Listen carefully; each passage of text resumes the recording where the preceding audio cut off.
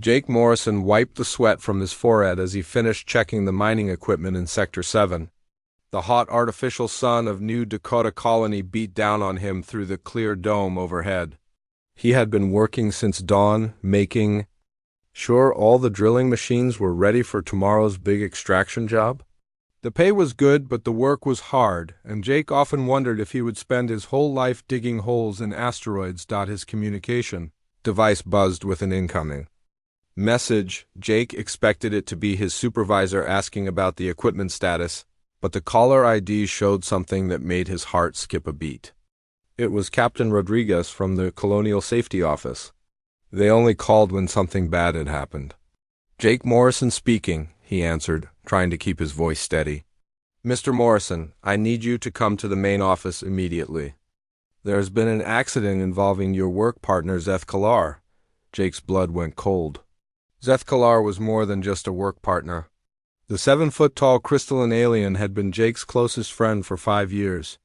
They worked together every day, shared meals, and talked about everything from mining techniques to their dreams for the future. Zeth had taught Jake about Veltar culture. While Jake had shown him human movies and introduced him to coffee, Jake ran through the colony's metal corridors, his boots echoing loudly in the empty hallways. The main office was on the other side of the dome, and it felt like the longest run of his life. When he burst through the doors, Captain Rodriguez looked up from his desk with sad eyes. "Sit down, Jake," Rodriguez said gently. "Just tell me what happened," Jake replied, staying on his feet. Rodriguez took a deep breath. Zeth Kalar was piloting a cargo shuttle back from the Kepler asteroid belt. The ship suffered engine failure and crashed into an asteroid. There were no survivors. Jake felt like the floor had disappeared beneath him. He sank into the chair, unable to process what he had just heard. Zeth Kalar had been the best pilot Jake knew. He could fly anything and had saved Jake's life more than once when their mining operations went wrong. "When did this happen?" Jake asked quietly. 3 days ago. We just received confirmation from the rescue teams." "I'm sorry, Jake, I know you." "Two were close." Jake stared at the floor, remembering the last conversation he had with Zeth. They had been discussing plans for their next mining expedition, and Zeth had mentioned something about wanting to show Jake his home planet someday. Now that would never happen. "There's something else," Rodriguez continued. "The Veltar embassy sent a message. Apparently Zeth Kalar left specific instructions about his possessions. You need to speak with Ambassador Krent H as soon as possible." Jake nodded without really hearing. He walked back to his small living quarters in a daze. The rooms felt empty without Zeth's weekly visits. The alien had always been curious about human living spaces and loved to examine Jake's collection of old Earth books. Jake picked up a copy of Treasure Island that Zeth had been reading and felt tears welling up in his eyes. 2 hours later, Jake found himself in the embassy district, standing before the tall, elegant building that housed the Veltar diplomatic mission. The architecture was unlike anything human-built, with flowing curves and surfaces that seemed to shimmer in the light. Jake had visited once before when Zeth had invited him to a cultural celebration. Ambassador Krent H greeted Jake at the entrance. The Veltar diplomat was shorter than Zeth, but had the same crystalline skin that reflected light in beautiful patterns. His large, dark eyes showed compassion as he led Jake to a private office. "Jake Morrison," Krent said in the melodic voice typical of his species, "I am deeply sorry for your loss. Zeth Kalar spoke of you often. He considered you his closest friend and trusted companion. Thank you, Ambassador." Captain Rodriguez said Zeth left instructions about his possessions. Krent activated a holographic display that showed legal documents written in both Veltar script and English. "According to our customs, when a Veltar dies, he may choose to pass his worldly possessions to someone he trusts completely. Zeth Kalar has left everything to you." Jake looked at the documents in confusion. "Everything? I don't understand." "His mining fortune, which amounts to approximately 12 billion credits. His 3 cargo vessels, including the personal ship Star Dancer, his mining rights to the entire Proxima asteroid belt, his home on Veltar Prime, and..." Krent paused, seeming to choose his words carefully. "His wife, Lyrasith." Jake's Mouth fell open. His wife? But I can't inherit a person. That's not how things work. In Veltar culture, this is not ownership but guardianship. Lyraseth is now under your protection. It is the highest honor one Veltar can bestow upon another, and Zethkalar considered you worthy of this trust. Jake felt overwhelmed. He had known Zeth was wealthy, but 12 billion credits was more money than Jake could imagine. The mining rights alone would make him one of the richest humans in the galaxy. But the responsibility for another person's life was something else entirely. Does she know about this arrangement? Jake asked. She does. Lyraseth agreed to honor her husband's wishes. She will arrive on New Dakota tomorrow to meet with you and discuss the arrangements. Jake left the embassy with his head spinning. He walked through the colony's shopping district, seeing everything with new eyes. The restaurants where he bought cheap meals, the small apartment he called home, the mining equipment he operated every day, all of it seemed insignificant compared to the wealth he had just inherited, but the money wasn't what worried him. Jake had never been married, had never even had a serious relationship. The idea of being responsible for an alien woman he had never met was terrifying. What if she hated him? What if he couldn't live up to Zeth's expectations? That night, Jake sat on his apartment balcony looking up at the stars. Somewhere out there was Veltar Prime, Zeth's homeworld. Now it was Jake's home too, at least legally. He thought about his friend's final gift and wondered what Zeth had been thinking. Had he known he was going to die? Had he planned this moment when he first befriended a lonely human miner? Jake made a decision. He would honor his friend's trust, no matter how difficult it might be. Tomorrow he would meet Lyraseth and try to understand what Zeth had wanted for both of them. It was the least he could do for the alien who had been more like a brother. Then a friend died as the artificial night fell over New Dakota. Jake prepared for the most important day of his life. Jake stood at the landing pad watching the small Veltar transport ship descend through New Dakota's atmosphere. His hands were shaking and he wiped them on his work pants for the third time in 5 minutes. He had barely slept the night before. Wondering what he would say to Lyraseth when she arrived, the ship touched down with barely a sound, its smooth silver hull reflecting the colony's artificial sunlight. A door opened silently and a figure emerged that took Jake's breath away. Lyraseth was tall like all Veltar, but more graceful than any being Jake had ever seen. Her skin had a soft, luminescent quality that seemed to glow from within, and her silver hair moved like liquid mercury in the breeze. Her large eyes were the color of deep ocean water, and they held a sadness that made Jake's heart ache. She approached him slowly, carrying a small travel bag. When she spoke, her voice was musical and soft, like wind chimes in a gentle breeze. "You must be Jake Morrison," she said in perfect English. "I am Lyraseth. Thank you for agreeing to meet with me." Jake found his voice after a moment of stunned silence. "I'm sorry about Zeth. He was my best friend." "And he spoke of you as a brother," Lyraseth replied. "He told me many stories about your adventures together. The time you saved him from the cave-in on asteroid X7, the evening you taught him to play poker, the day you shared your grandmother's cookie recipe with him." Jake felt tears forming in his eyes. He talked about you too. He said you were the most beautiful and intelligent person he had ever met. Lyraseth smiled sadly. He was kind in his words. "Shall we go somewhere private to discuss our situation?" Jake led her to a small cafe in the colony's commercial district. The other patrons stared openly at Lyraseth, but she seemed used to the attention. They found a quiet table in the corner where they could talk without being overheard. "I need to understand something," Jake said as they sat down. "In human culture, marriage is about love and choice. I don't want you to feel trapped or forced into anything." Lyraseth stirred her tea thoughtfully. "In Veltar culture, there are different types of partnerships. What Zeth arranged for us is called Kethmoran, which means bond of protection. It is not romantic love, but a promise to care for each other's well-being." "But what do you want?" Jake asked. "Not what tradition says, but what you personally want." "I want to honor my husband's memory," she said quietly, "and I want to survive. Veltar do not do well alone. We need companionship and purpose, or we..." Become sick and die, Jake nodded, beginning to understand. So this arrangement helps both of us. You get protection and companionship, and I get help managing Zeth's wealth. Our wealth, Lyraseth corrected gently. Zeth wanted us to be partners. In all things. Their conversation was interrupted by a well-dressed woman who approached their table. She was tall and thin with sharp features and cold gray eyes. Her expensive suit marked her as someone important from the business district. Mr. Morrison, I presume, she said without invitation to sit down. I am Linda Hayes from Nexus Mining Consortium. I believe we need to talk. Jake had heard of Nexus. They were one of the largest mining companies in the galaxy, known for their aggressive business practices and disregard for worker safety.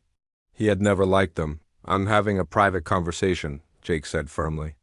About 12 billion credits worth of mining assets, Linda replied with a cold smile. Assets that rightfully belong to human corporations, not alien individuals. Lyraseth's eyes flashed with anger, but she remained calm. Those assets belong to my husband, who earned them through honest work. He had the right to leave them to whomever he chose. Did he? Linda pulled out a tablet and showed them legal documents. According to interstellar commerce law, alien property transfers to humans must be approved by the Galactic Trade Commission. Your little inheritance is illegal. Jake felt his stomach drop. What does that mean? It means Nexus is filing a legal challenge to your inheritance. We believe these assets should be placed under corporate management until the matter is resolved. That could take years. You can't do that, Jake protested. Watch us, Linda said with a smirk. We have the best lawyers in the galaxy. A simple miner and his alien friend don't stand a chance against us. After Linda left, Jake and Lyraseth sat in stunned silence. Finally, Lyraseth spoke. This is what Zeth was afraid of, she said. He told me that human corporations were always trying to steal what belonged to others. Not all humans are like that, Jake said defensively. I know, Lyraseth said, reaching across the table to touch his hand. Zeth taught me that there are good humans and bad humans, just like there are good and bad Veltar. You are one of the good ones.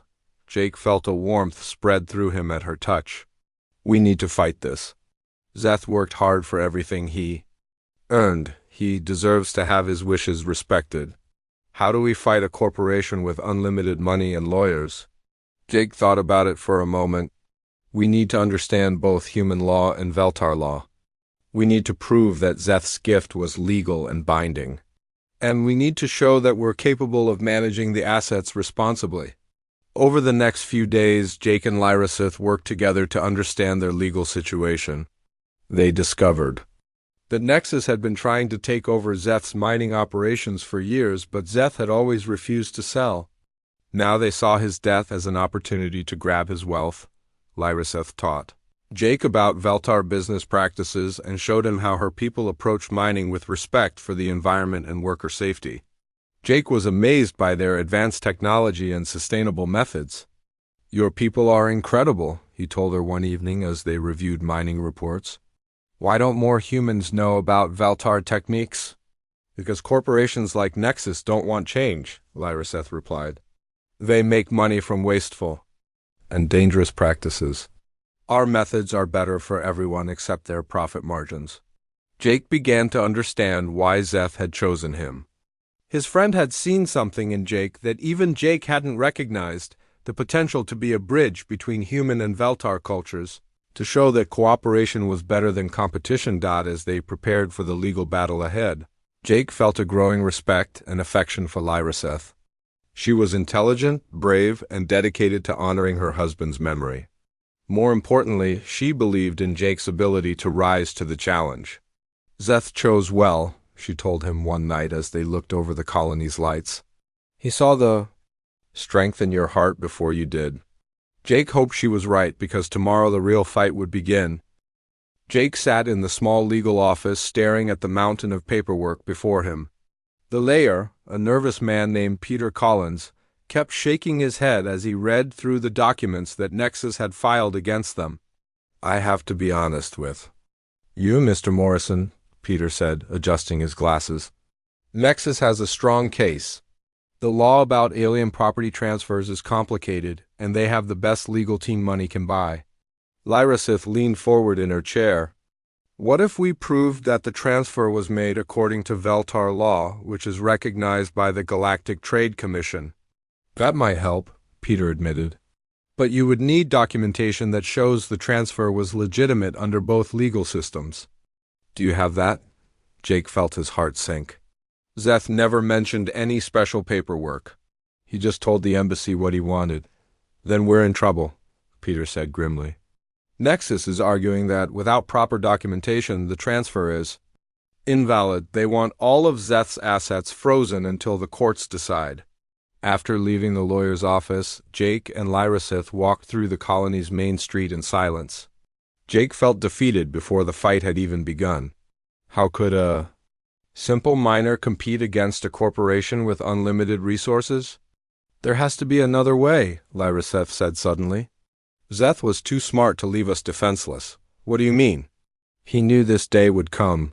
He told me once that human corporations were like hungry beasts that would try to devour everything he had built. He must have made preparations. That evening, they went through all of Zeth's personal belongings that Lyrasith had brought with her. Most items were simple keepsakes and clothing, but at the bottom of her travel bag, she found a small crystalline device that Jake had never seen before. This is a Veltar memory crystal, she explained, holding it up to the light. Our people use them to store important information and experiences. Can you access it? Lyrasith placed her hand on the crystal and closed her eyes. After a moment, her eyes opened wide with excitement. Jake, this contains everything. Legal documents, mining surveys, financial records, and a personal message from Zeth to both of us. They hurried to the embassy where Ambassador Krenth helped them access the crystal's contents using a special Veltar computer. The holographic display filled the room with documents and images that made Jake's head spin. Look at this, Lyrasith said, pointing to a legal document. Zeth registered our partnership under both human and Veltar law 6 months ago. He listed you as his business partner and designated heir. Jake stared at the document in amazement. He did all this without telling me? He was protecting you, Krenth explained. If Nexus had known about this arrangement while Zeth was alive, they might have tried to harm both of you. The crystal also contained detailed records of Nexus's illegal activities. Zeth had been secretly documenting their attempts to sabotage his mining operations, bribe officials, and intimidate workers. There were recorded conversations, financial transactions, and even video evidence of Nexus employees destroying equipment. This is incredible, Jake said, watching a video of Nexus mercenaries planting explosives in one of Zeth's mines. Why didn't he turn this over to the authorities? Because he knew they would find ways to make the evidence disappear, Lyrasith replied. But now we can use it to defend ourselves. The final part of the crystal was a personal message from Zeth. His familiar crystalline face appeared in the hologram, and Jake felt his throat tighten with emotion. My dear friend Jake, Zeth's recorded voice said. If you are seeing this, then I am gone and you are facing the challenge I always feared would come. One chose you not because you are the strongest or the richest, but because you have something that cannot be bought or stolen, a good heart and the courage to do what is right. The message continued with detailed instructions for managing the mining operations and specific advice about dealing with corporate threats. Zeth had thought of everything, including backup plans and emergency procedures. Lyrasith, my beloved wife, Zeth said, turning to address her directly in the recording. I know this is not the life we planned together, but Jake is the best human I have ever known. He will protect you and honor our memory. Trust him as you trusted me. When the message ended, both Jake and Lyrasith had tears in their eyes. Jake felt overwhelmed by his friend's faith in him, but also inspired by the responsibility that had been placed on his shoulders. We need to go on the offensive, Jake said, his voice filled with new determination. Nexus thinks they can bully the U.S. because we're just one man and one alien. They have no idea what we're capable of. Over the next week, Jake and Lyrasith worked together to implement Zeth's plans. They discovered that Zeth had been secretly developing new mining techniques that combined human engineering with Veltar energy manipulation. The results were revolutionary: faster extraction, less environmental damage, and safer working conditions. "This could change everything," Jake said as he watched a demonstration of the new technology. "We're not just fighting for Zeth's wealth anymore. We're fighting for the future of mining itself." Lyrasith smiled at him with genuine warmth. "Now you understand what Zeth saw in you. You have the vision to see beyond the immediate problem to the larger opportunity." They began implementing the new techniques at Zeth's mining operations, and the results were immediate and dramatic. Production increased by 300% while accidents dropped to zero. Word spread quickly through the mining community, and workers from other companies began asking for jobs, but success brought new dangers. Nexus escalated their attacks, filing additional lawsuits and pressuring suppliers to stop working with Jake's operations. They also began spreading rumors that Jake was mentally unstable and that Lyraseth was manipulating him for her own gain. "They're getting desperate," Lyraseth observed as they read the latest legal filing. "That means we're winning." Jake nodded, but he could see the strain in her eyes. The constant pressure was taking its toll on both of them. "Are you sure you want to keep fighting?" "This isn't your battle." "Yes, it is," she said firmly. "Zeth made it my battle when he chose to trust us with his legacy. And you made it my battle when you chose to stand up to them instead of giving in." That night, Jake realized that his feelings for Lyrasith had grown beyond simple friendship or duty. She was brilliant, brave, and completely dedicated to their cause. More importantly, she believed in him when he barely believed in himself. The real test was coming, and Jake knew that everything depended on his ability to think like a human while fighting like a Veltar. Jake woke up to the sound of alarms blaring through the mining facility. Red warning lights flashed in his quarters as he jumped out of bed and grabbed his work clothes. The emergency communication system crackled to life with urgent voices reporting explosions in the main mining sector. He ran through the corridors toward the control center, his heart pounding with fear and anger. This was no accident. Nexus had finally decided to move beyond legal threats to direct violence. Jake burst into the control room to find Lyraseth already there, her luminescent skin glowing brighter than usual as she worked frantically at the communications console. 3 explosions in the outer mining tunnels, she reported without looking up. "No casualties yet, but our people are trapped in sectors 5 and 6. Jake looked at the security monitors showing smoke and debris blocking the main tunnels. 23 miners were stuck underground with their air supply running low. The rescue equipment was on the other side of the facility, and it would take hours to reach them using conventional methods. "This is exactly what they wanted," Jake said through gritted teeth. "They want us to panic and make mistakes?" "The local authorities are 40 minutes away," Lyraseth said, her voice tight with worry. "Our people don't have that long." Jake made a decision that would have seemed impossible a week ago. "Then we handle this ourselves." "Do you remember the emergency protocols Zeth included in his crystal?" Lyrasith nodded. "The human-Veltar cooperation techniques, but Jake, we've never tested them in a real crisis." "Then it's time to learn," Jake said, moving to the facility's main control panel. "Get on the communication system and tell everyone to stay calm. We're going to show them what humans and Veltar can do when we work together."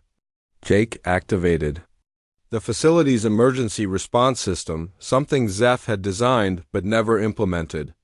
The system combined human engineering with Veltar energy manipulation to create rescue capabilities that neither species could achieve alone. Lyrasith placed her hands on the Veltar energy crystals that powered the facility. Her natural abilities allowed her to redirect power flows in ways that human technology couldn't match.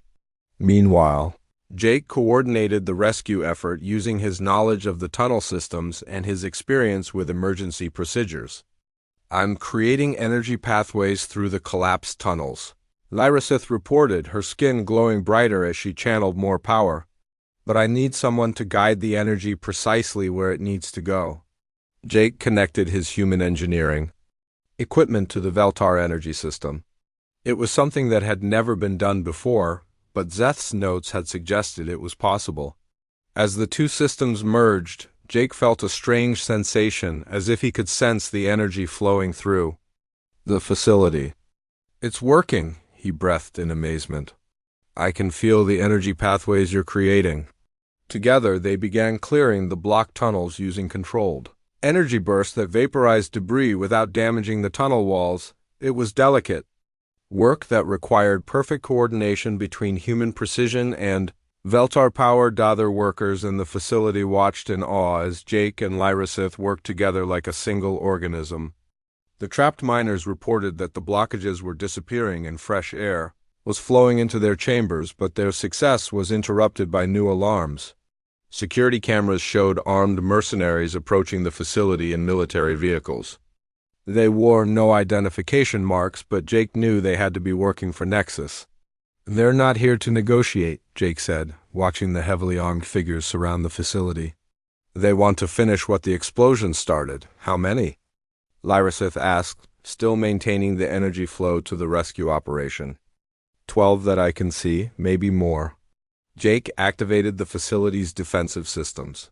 Another of Zeth's innovations that combined human tactical thinking with Veltar energy shields. The mercenaries began their assault with weapons that could punch through ordinary walls, but they hadn't counted on Veltar energy barriers.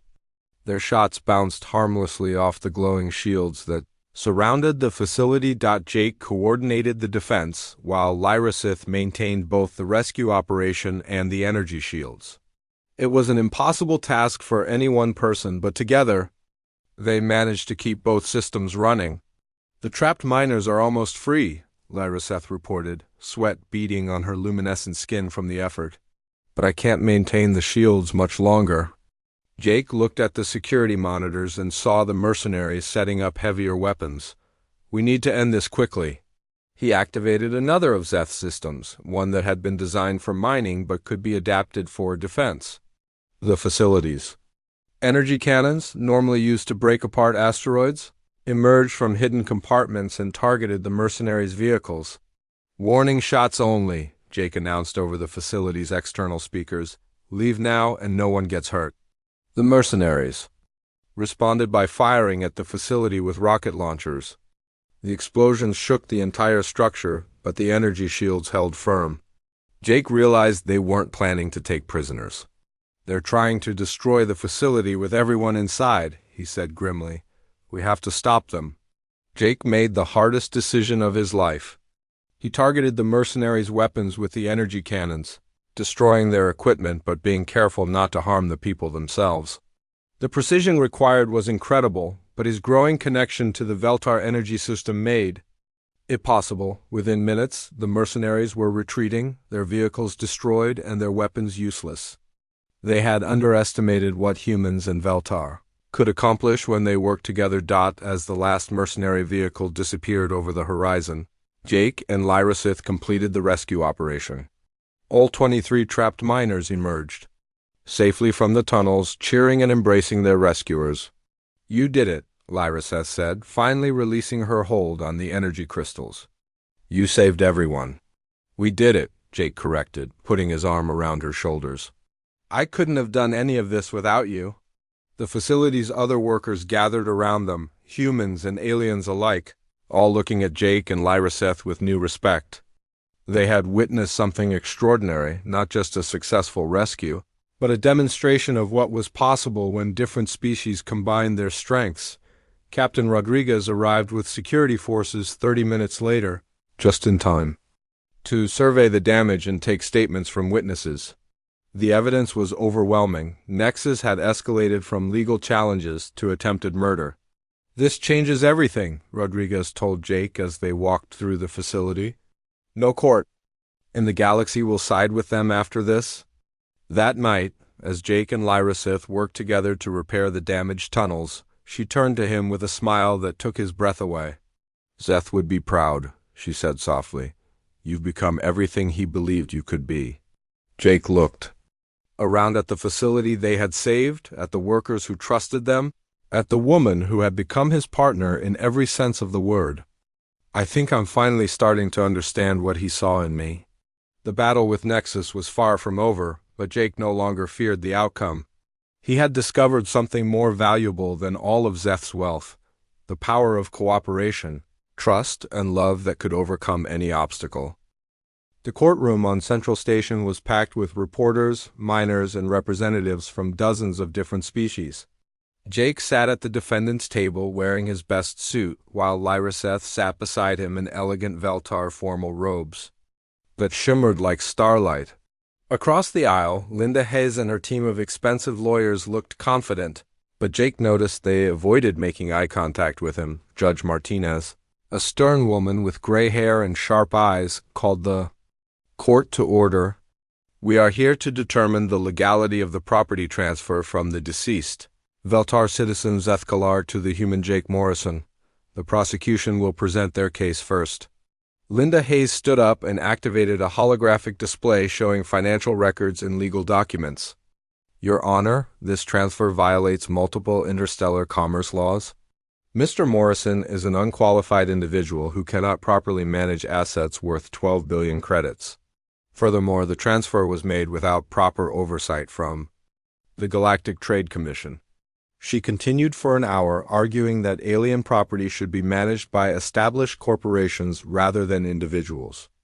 Jake listened to her twist the facts and paint him as a greedy opportunist who had somehow tricked Zeth into leaving him everything. When it was time for Jake's defense, their lawyer Peter Collins stood nervously and began presenting the evidence from Zeth's memory crystal. The legal documents proving the partnership was registered months before Zeth's death. The record showing Zeth's wealth was earned through honest work, and most importantly, the evidence of Nexus's illegal activities. Your Honor, Peter said, playing a recording of Linda Hayes ordering the mercenary attack on Jake's facility. The prosecution has engaged in corporate terrorism, attempted murder, and destruction of property. They are not interested in legal compliance. They want to steal assets that rightfully belong to my client. The courtroom erupted in shocked murmurs as the evidence played. Video recordings showed Nexus employees sabotaging equipment, bribing officials, and planning violent attacks. Linda Hayes went pale as her own voice was heard ordering illegal activities. Judge Martinez called for order. Miss Hayes, do you have an explanation for this evidence? Linda's lead lawyer jumped up. Your Honor, we claim this evidence was fabricated. There is no way to verify the authenticity of alien recording technology. Lyraseth stood gracefully and asked permission to speak. Your Honor, I can verify the authenticity of Veltar memory crystals. Our technology is impossible to falsify because it records not just images and sounds, but energy patterns that are unique to each individual. She activated her own small crystal device and projected a hologram that showed the energy signatures of the people in the recordings. These patterns match the biometric data of Nexus employees that are on file with Central Station Security. The judge examined the evidence carefully. This appears to be genuine. Ms. Hayes, your company is facing serious criminal charges based on this evidence. Linda Hayes looked desperate. Your Honor, even if some of our methods were questionable, the basic principle remains valid. Alien assets should not be transferred to humans without proper oversight. Jake finally stood up. He had been quiet throughout the trial, but now he felt the weight of everyone's expectations. Your Honor, may I speak? The defendant may address the court. Jake walked to the center of the courtroom, feeling the eyes of hundreds of beings from dozens of different species watching him. I never asked for Zeth's wealth. I would give it all back if I could have my friend alive again, but Zeth made his choice for a reason. Jake activated his own holographic display showing the revolutionary mining techniques he and Lyraseth had developed. Zeth believed that cooperation between species could create something better than what any of us could achieve alone. With new mining methods we've developed are safer, more efficient, and better for the environment than anything corporations like Nexus have ever produced. The display showed comparative data from Jake's facilities versus Nexus operations. Accident rates, production efficiency, environmental impact, and worker satisfaction. Every measure showed dramatic improvements under Jake's management. In the 3 months since I inherited Zeth's assets, we've created 800 new jobs, reduced mining accidents by 90%, and increased production by 400%. We've shared our techniques freely with other mining operations, and the entire industry is becoming safer and more profitable. Jake paused and looked directly at Linda Hayes. Nexus doesn't want to manage these assets better. They want to suppress the innovations that threaten their old way of doing business. They tried to steal what they couldn't earn, and when that failed, they tried to destroy it with violence. Judge Martinez listened carefully as Jake continued. Your Honor, this case isn't really about money or legal technicalities. It's about whether the galaxy will move forward through cooperation and innovation, or stay trapped in the past by fear and greed. Jake returned to his seat as witness after witness testified about the improvements in their working conditions since Jake took over the mining operations. Miners from 6 different species spoke about how the new techniques had saved their lives and made their jobs better. Ambassador Krenth testified about the importance of honoring Veltar cultural practices and the legal validity of Zeth's inheritance arrangement. Scientists presented data showing how Jake's innovations could revolutionize mining throughout the galaxy. The trial lasted 3 days, but the outcome became clear on the second day when several Nexus board members were arrested. Based on the evidence from Zeth's crystal, Linda Hayes herself was led away in handcuffs after additional recordings surfaced showing her planning the attack on Jake's facility. Judge Martinez delivered her verdict on the 3rd day. The court finds that the property transfer from Zeth Kalar to Jake Morrison was legal, valid, and made in accordance with both human and Veltar law. Furthermore, Mr. Morrison has demonstrated exceptional competence in managing these assets for the benefit of workers, the environment, and the galactic community. She paused and looked directly at Jake. However, this court is most impressed by the defendant's character. In a galaxy where too many beings seek wealth and power for selfish purposes, Mr. Morrison has used his inheritance to lift up others and advance the cause of interspecies cooperation. This is exactly the kind of leadership the galaxy needs. After the trial, Jake and Lyraseth stood on the observation deck of Central Station looking out at the stars. Ships from dozens of worlds moved through the space lanes, carrying passengers and cargo that connected the galaxy's many civilizations. Zeth would be happy, Lyraseth said, taking Jake's hand. You've honored his memory and created something even better than he imagined. Jake squeezed her hand gently. We created it together. I couldn't have done any of this without you. You ready for the next adventure? She asked with a smile that made Jake's heart race. What did you have in mind? The Zethkalar Foundation has received requests from mining operations in 47 star systems. They all want to learn our techniques and hire our people. We could spend the next 20 years transforming the entire industry. Jake looked at the woman who had become his partner, his co-worker, and the love of his life. 6 months ago, he had been a simple miner wondering if he would spend his whole life digging holes in asteroids. Now he was a leader in the most important industry reform movement in galactic history. I think that sounds perfect, he said, pulling her close. Let's go change the galaxy. As their ship departed Central Station the next morning, Jake reflected on everything that had brought him to this moment. Zeth's final gift had been more than wealth or even love.